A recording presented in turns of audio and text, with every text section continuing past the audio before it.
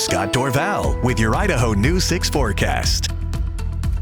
Good evening again, everyone. Let's get you caught up to what's happening. We've got rain. There's a raindrop right there falling on the Grove Hotel camera downtown Boise. Taking a look towards the southeast now, southeast Boise, Albertson Stadium. We've got raindrops falling now in Boise. There's been some gusty wind showing up. I'm watching closely here. Looks like a gust front moving in. If you look closely in here, we can see that haze that's showing up in the smoke. So some good rain that's heading up towards the Lucky Peak area.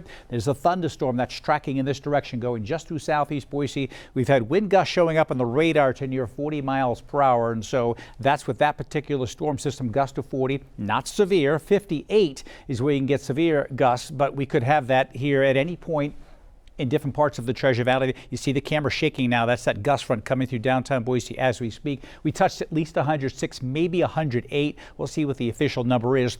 Latest Doppler radar showing all kinds of activity. A lot of lightning. Had a 66-mile-an-hour wind gust at Baker City. That storm system has passed to the northeast. That was a severe thunderstorm. Severe thunderstorm warning here. The highest wind gust we're seeing is around 50 miles an hour, 49 along the interstate here near close to Ontario with this heavy rain that's tracking to the north and to the east. We'll zoom in to that storm system. Severe thunderstorm warning is supposed to expire here right now, basically at 5:15. So this may have expired already. They may extend it further to the north and east. Looks like they may have done that, possibly I think further south and east. Maybe not yet, but they may do that. So watching the storm system here, the southern portion of this storm system sliding more to the east near the Middleton area. So some pretty heavy rain with that storm system. That'll track up towards the Emmett area. If you're in Emmett, get ready. Wind gusts 40 to 50 miles an hour, maybe higher than that. Potentially some hail in some of the deeper cores of these storms.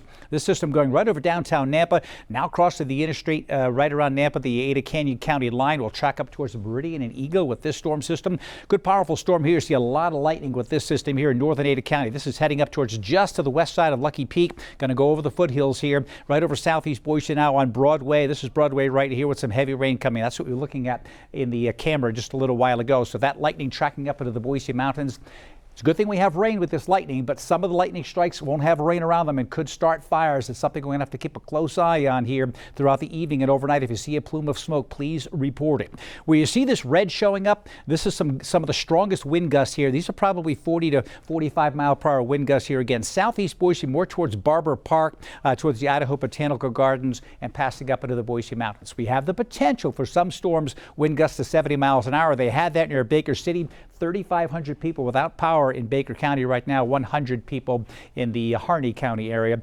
The red flag warning in effect through midnight tonight. That's for lightning strikes potentially starting new fires. And of course, we've got a lot of smoke to deal with. We've got a cold front coming through tonight. That's going to bring the smoke back down to the southeast. Watch tomorrow night. Look at this plume of heavy smoke coming from those fires. So a northwest wind, which usually gives us nice weather, is likely to bring smoke in from the northwest tomorrow. Here's tomorrow's forecast, close to 100. We're going to drop the temperature, and it will drop even further in the extended forecast over the weekend, down to 95 on Friday. We haven't seen temperatures that low in some time. It's been about 18 days of 99 or above, and here we are going down to 95 on Friday, 94 Saturday, and 95 on Sunday. So some pretty nice weather coming in for the weekend considering what we've had. It will be a warm morning tomorrow at 75, but even after that, the mornings will cool down, and that nice weather could continue to the middle part of next week.